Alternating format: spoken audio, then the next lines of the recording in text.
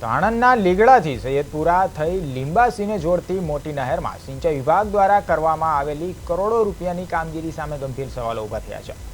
સ્થાનિક અને પૂર્વ સરપંચના આક્ષેપ મુજબ નહેરમાં જૂનું લાઇનિંગ તો કાઢી નાખવામાં આવ્યું હતું, પરંતુ નવું લાઇનિંગ કરવામાં જ આવ્યું નથી।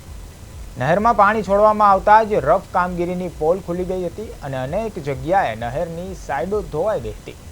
સ્થાનિકોના જણાવ્યા અનુસાર હલકી ગુણવત્તા અને મટીરિયલના ઉપયોગને કારણે આ પરિસ્થિતિ સર્જાઈ છે। આટલું જ નહીં, નહેર અને રોડની અંદર માટી પણ હટાવવામાં આવી નથી, જેના પુરાવા કેમેરામાં કેદ થયા છે।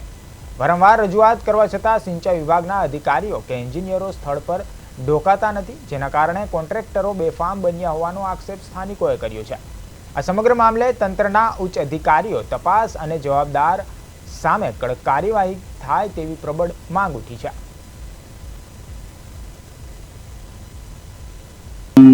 टेंडर के काम बहार पाड़ेल तेमां काममां लाइनिंग तथा बे साइडनी स्लोप पाकू बनाववानुं कंईक टेंडर बहार पाड़ेल छे। अंदरनुं जे वर्षोथी कॉप आवतो हतो ए कॉपने पण बहार काढीने ચોખ્ખી करवानो आ टेंडर बहार पाड्यो छे, पण छतां आमांनुं एक पण काम संतोषकारक थयेल नथी, जेथी करीने आ काम भविष्यमां पण फरी नेर छलकाવાનો प्रश्न रहेशे। ચોમાસામાં अन्य फूल पाणी गाळवामां आवे त्यारे आ पाणी केनाल छलकाय छे अने मानहानि जानहानि थशे।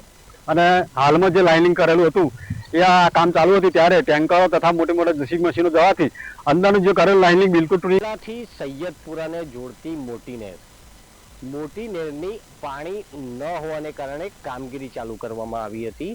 ત્યારે ક્યાંક ને ક્યાંક જે લાઇનિંગ છે તેનું તે કરવામાં ન આવતા સ્થાનિકોમાં રોષ વ્યાપ્યો છે અને જે સાઇડો છે તેની પણ કામગીરીમાં ક્યાંક ને ક્યાંક વેઠ ઉતારવામાં આવી છે। પ્રથમ તો આપણે દ્રશ્યોમાં બતાવીશું જે આ લીંગડાથી મેઘવા તરફ જતી જે આ મોટી નહેર છે, જે મોટી નહેર છે તેમાં કામગીરી તો કરવામાં આવી, પરંતુ ક્યાંક ને ક્યાંક ભ્રષ્ટાચાર આમાં દેખાઈ રહ્યો છે।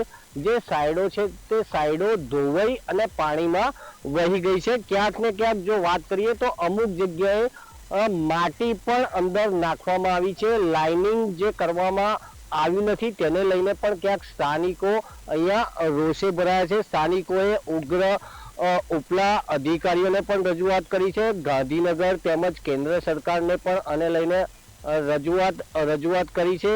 ત્યારે જે આ કામગીરી છે ત્યાં અધિકારીઓ કે એન્જિનિયર કોઈ પણ અહીંયા જોવા આવતા નથી તેવો પણ સ્થાનિકો દ્વારા જણાવવામાં આવ્યું છે। ત્યારે જો વાત કરવામાં આવે તો 17 થી 20 કરોડની આ કામગીરી છે, પરંતુ આ જે કામગીરી છે તેમાં ભ્રષ્ટાચારની બૂ દેખાઈ રહ્યું છે। હવે જોવું રહ્યું કે સંબંધિત તંત્રના અધિકારીઓ આની તાકીદ લેશે કે પછી કુંભકર્ણની ઘોર નિદ્રામાં પડેલા જ રહેશે। નિખિલ ભટ્ટ, પ્રદેશ 24 ગુજરાતી, આણંદ।